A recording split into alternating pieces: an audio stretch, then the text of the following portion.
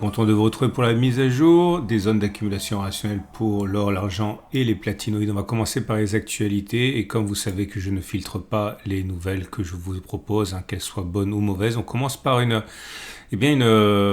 article qui nous vient de l'Institut de Perth, qui est en fait le plus gros producteur d'or au monde.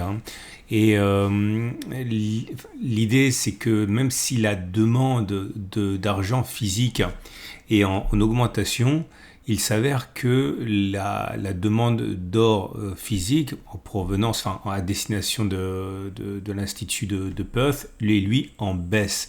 Et on peut trouver de multiples raisons, que ce soit le scandale récent sur la qualité de l'or, puisqu'on a trouvé quelques productions, on va dire, fourrées, comme on dit, avec pas que de l'or à l'intérieur. On peut trouver aussi l'explication sur laquelle l'or est acheté ailleurs, mais en tout cas, c'est pas une nouvelle qui était forcément attendue. Deuxième article que j'ai trouvé pour vous et qui nous vient qui est un article de Citi, donc la grande banque américaine.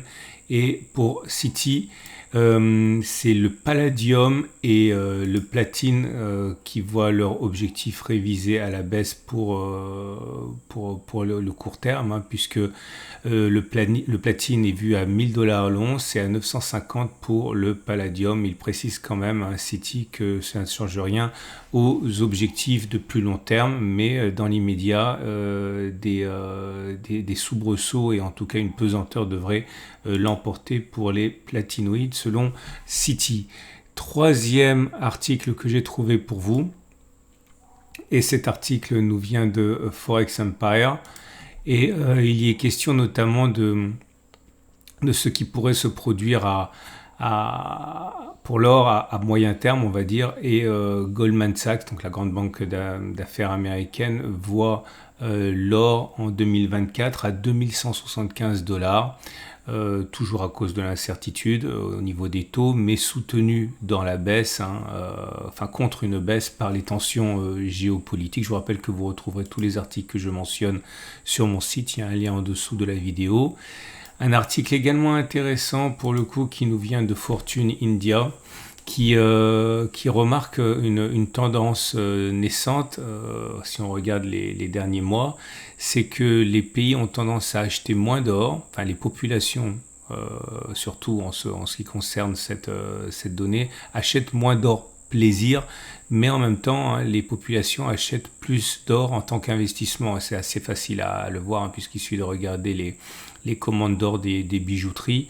Donc avec l'idée selon laquelle que beaucoup d'Indiens notamment se retrouvent face à des prix de l'or qui se sont envolés et qui donc ne font plus les achats qu'ils faisaient éventuellement avant. Par contre, l'investissement en or, lui, connaît un chemin inverse. Et c'est intéressant parce que l'article dit que ce n'est pas, à part la Chine, qui continue au niveau de sa bijouterie à progresser de manière très conséquente, il remarque également c'est en France ou dans les pays européens, la demande d'or bijoux baisse pendant que ou du moins selon les pays ralentit, alors que la demande d'or d'investissement augmente. Et dernier article que j'ai trouvé pour vous, c'est un article qui nous vient du site L'or et l'argent de mon partenaire.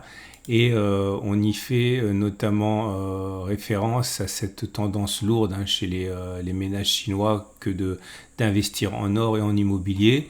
Et Benjamin Rosor se pose la question de savoir quelles pourraient être les implications du crash que l'on craint dans l'immobilier. Bon, on sait très bien, notamment avec les déconvenus de Evergrande, beaucoup de Chinois qui avaient investi dans l'immobilier comme réserve de valeur, risquent de se tourner vers leur deuxième choix, le deuxième choix traditionnel, qui est l'or, et cela pourrait impacter notamment la demande d'or qui, on l'a vu, elle ne faiblit pas du tout en Chine. Et dernier article, alors là pour le coup c'est vraiment une anecdote assez triste, mais ça montre quand même l'effet que l'on connaît bien de l'or dans l'imaginaire collectif, l'or qui fait perdre la tête, et c'est la terrible histoire d'un octogénaire qui s'est fait dérober pendant qu'il se faisait opérer à l'hôpital, la pièce d'or, une pièce de 20 000 €, une vieille pièce d'or, et pas beaucoup d'intérêt à part que celui de montrer que l'or reste l'or et son pouvoir d'attraction eh bien, est ici complètement représenté par cette triste histoire. Encore une fois, tous les articles, vous les retrouverez sur mon site. On va passer donc aux zones d'accumulation rationnelle. Je vous rappelle que ce format vous est apporté par mon partenaire au coffre et également Veracash qui vous permettent d'acheter de l'or, de l'argent, de vous le faire livrer ou alors d'y adosser une carte de paiement pour pouvoir utiliser cet or à mesure que sa valeur progresse. J'aimerais également mentionner le fait que j'ai produit une série de petites vidéos pédagogiques, des tutoriels sur la chaîne de mon partenaire Cryptcool qui vous permet d'investir dans des conditions optimales de sécurité et de simplicité dans Bitcoin. Et le numéro 4 est sorti, le tuto numéro 4 destiné à vous faire comprendre l'intérêt des moyennes mobiles. Donc ça fait suite à celui de la semaine dernière sur les zones d'accumulation rationnelle, comment je les trace, ça pourrait vous intéresser pour que vous soyez autonome, et les concepts de support et de résistance. Donc numéro 1, numéro 2, numéro 3 et la dernière est à venir la semaine prochaine. Pensez à faire un tour éventuellement si vous voulez savoir comment utiliser les zones d'accumulation rationnelle et les moyennes mobiles et surtout comment je trace les zones d'accumulation. On passe donc aux métaux précieux. Et voilà le graphe de l'or libellé en euros qui souffre des dernières déclarations de la Banque centrale américaine qui reporte la perspective d'un abaissement des taux d'intérêt à court terme. Nous sommes toujours en tendance de long terme haussière puisque nous sommes au-dessus de la M200 qui monte, au-dessus de la M50 également, donc on est en tendance de fond et en tendance de long terme qui sont haussières. Néanmoins, les bougies Aiki Nashi laissent augurer que la baisse pourrait reprendre, du moins continuer, puisque nous avons une séquence de bougies rouges. C'est pas très baissier pour l'instant, parce que c'est des bougies rouges avec mèche haute, c'est pas des bougies longues rouges sans mèche haute, mais en tout cas, ce n'est pas haussier. On regarde du coup l'or libellé en dollars avec un constat qui est équivalent. On n'est pas en zone d'accumulation, pour l'or libellé en euros. On n'est pas non plus en zone d'accumulation rationnelle pour l'or libellé en dollars. On s'en rapproche à 20, 10, 19, 74. On remarque d'ailleurs que si la tendance de long terme est aussi à la tendance de fond, elle est beaucoup plus discutée puisqu'on est en dessous d'une M50 qui est plate. Un retour sur les 20, 10, 19, 74 dollars semble dans les cordes. Nous sommes dans une zone où on n'est pas en zone d'accumulation rationnelle, je l'ai dit 2 fois, et il est plausible d'ailleurs que l'on continue de baisser puisque nous avons des bougies Aiki Nashi qui sont là aussi rouges, pas extrêmement baissières, mais bon, c'est pas vert, donc il est plus possible que l'on continue de baisser plutôt que l'on ait fait les plus bas. Et pour l'argent, c'est la même chose. Et on va voir que l'or et l'argent s'en tirent bien par rapport au platine et au palladium.